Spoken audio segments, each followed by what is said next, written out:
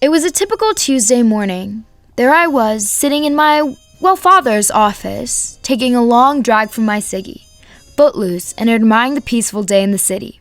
Unfortunately, that didn't last long. Detective Carlson, you must help me. Detective, please! I couldn't believe my eyes. Silent actress Silencia Simone had just burst through my father's office.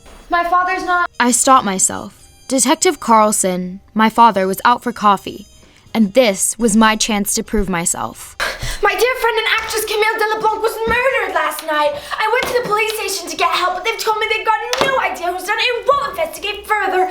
You must help me, detective, please. Don't worry, Silencia. You can count on me to lock this sucker up. I started at the scene of the crime, looking for various items of interest. I found nothing but a swan's feather. I'd found out through witness and suspect interviews that Camille was not the only dame to be bumped off in the past few weeks. There were two others, even more peculiar. All of them were up-and-coming actresses starring in talkie films. Oh, he's a real tramp, haven't you heard? I heard through secondhand account that director John Scholes worked with and dated all of the victims. An ex-lover and director? Looks like I found my suspect. Director John Scholes, may I come in? Indeed. Director John Scholes, may I have a word with you about your involvement in the recent murders of these three actresses? Such a shame, isn't it? You know, I worked with these dolls years ago. Nice girls, but we lost touch. Here, detective, why don't you take a seat? I was hoping Scholes would fess up. He has to. So you say you have nothing to do with the murders of these smarties? What you getting on about here, kid? Who else would want these actresses chilled off more than the men whose girls were making more money than him? I'm no sap, Mr. Scholes. I can smell a lie coming even before it leaves your kisser. I wasn't made up until 2 days ago. Ask my confidants, they'll tell you the same. Why don't you breeze off? You know, this is why gals like you don't make good cops. Always going for the easy answer, never thinking for yourself. I was stumped, so I went to Silencia's house to see if she had any new leads. Detective, come on in, give me a sec.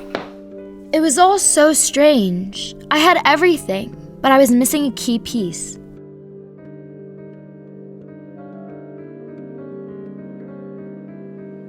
That's when it hit me. It couldn't have been anyone but... Hello, detective.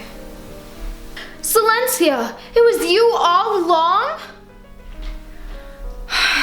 But of course, what other woman would want those broads dead as much as myself? I was famous much before those gals took over the film industry.